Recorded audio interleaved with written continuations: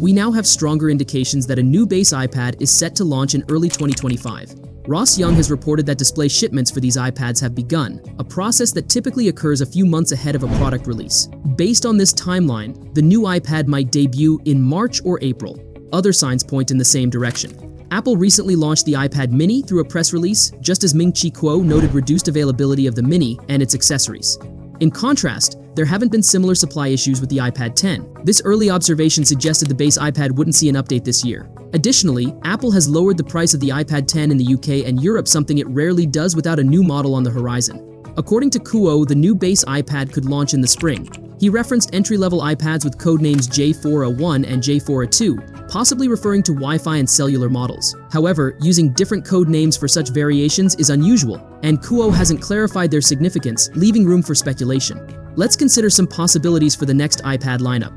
One idea is a 12.9-inch base iPad priced at around $500, targeting users who want a larger screen without paying premium prices. However, this seems unlikely. A larger base iPad could compete with the 11-inch iPad Air, a model Apple is unlikely to discontinue. Moreover, Apple's current iPad range already offers plenty of options. A more plausible scenario is the introduction of two iPad 11 models, one equipped with Apple Intelligence and one without. Reports suggest the base iPad might feature Apple Intelligence, potentially powered by the A17 chip.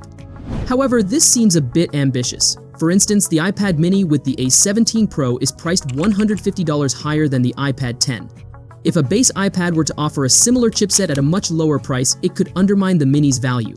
The iPad 10, priced at $349, could be replaced by an iPad 11 with the A16 chip, lacking Apple Intelligence but still an upgrade over the A14. A $429 version might feature an A17 or A18 chip, 8GB of RAM, and Apple Intelligence, whereas the base model could come with 6GB. Oddly, this setup would leave the higher-priced mini without a superior chipset unless Apple updates it next year with an A18 Pro. If the base iPad gets an A18 chip in 2025, the mini might adopt the A18 Pro to maintain its edge. Alternatively, the base model could use a rebranded A17 to ensure the mini stays ahead. While all of this is speculative, it's unlikely Apple would offer a 17 or a 18 level performance for $349. Apple isn't known for being that generous. Perhaps similar to the AirPods 4, which came in both ANC and non-ANC versions, we could see two variants of the iPad 11. Think back to when the iPad 10 debuted at a higher price before eventually settling at $329. Splitting the base iPad into two models isn't a new approach for Apple. While it might seem unusual, Apple prioritizes sleek design and high profitability, making this scenario plausible. Over time, the higher-end version with an A17 or A18 chip may be priced at $349, mirroring how the iPad 10's cost dropped from $449 to $349. You might question whether the chipset is the only notable upgrade from the iPad 10. For the most part, it is, though there could be minor tweaks based on recent trends. For instance, enhanced connectivity is likely, with Apple promoting Wi-Fi 6E, despite most users not having Wi-Fi 6C routers yet, along with support for Bluetooth 5.3. The most intriguing aspect might be the new iPad's potential compatibility with the Apple Pencil Pro. When the iPad 10 launched, Apple claimed it wouldn't support the Apple Pencil 2 due to the lack of a charging strip near the landscape camera, forcing users to rely on the first-gen Pencil with its awkward charging setup. Fortunately, Apple later introduced a better pencil that magnetically attaches to the iPad, streamlining the experience. For the iPad 11, Apple appears to have redesigned the magnetic strips to enable wireless charging while accommodating the landscape camera. This opens the door for the Apple Pencil Pro to work with the device. While pairing an advanced pencil, possibly with gyroscope support, with a non-laminated display might seem excessive, universal pencil compatibility across iPads would create a more cohesive ecosystem. Using the Apple Pencil Pro wouldn't be mandatory, as users could still opt for the USB-C model if they prefer a simpler option. However, since the USB-C version lacks features like pressure sensitivity, which even the first-gen Pencil offers, having a more advanced choice would be beneficial. Some might find it strange for a non-Pro iPad to support a Pro Pencil, but Apple's naming conventions often defy strict logic. For example, the iPad Air is thicker than the iPad Pro, and the iPad mini features a Pro-level chipset, proving that Apple's design decisions don't always align with its product names.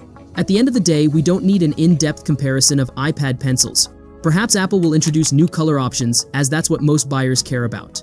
This time, shades like green or orange could spark excitement, given that the current design dates back to 2018.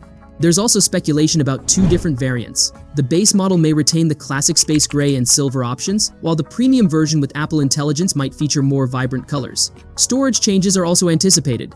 The base model will likely stick to 64GB, as Apple seems unlikely to increase capacity at the same price point. However, the high-end version with Apple Intelligence could come with 128GB, making it a more appealing choice. As for accessories, the Magic Keyboard Folio's price might be reduced. Currently, it's only $100 cheaper than the iPad itself, which doesn't seem practical. A future price adjustment to $149 or $199 seems more reasonable. Rumors from Bloomberg reporter Mark Gurman suggest Apple may develop a new keyboard for the base iPad and iPad Air. This new keyboard might forgo the aluminum top case used in the Magic Keyboard for M4 iPad Pro models, but could include a function row. Apple appears to be streamlining its keyboard lineup for a more uniform design across the iPad range. This would be a welcome change, as the iPad 10's Folio already includes a function row, while the Magic Keyboard does not. Given the similar dimensions of these iPads, sharing a single keyboard design would make sense. What do you think? Share your thoughts in the comments. Don't forget to like and subscribe for more updates. Thanks for watching.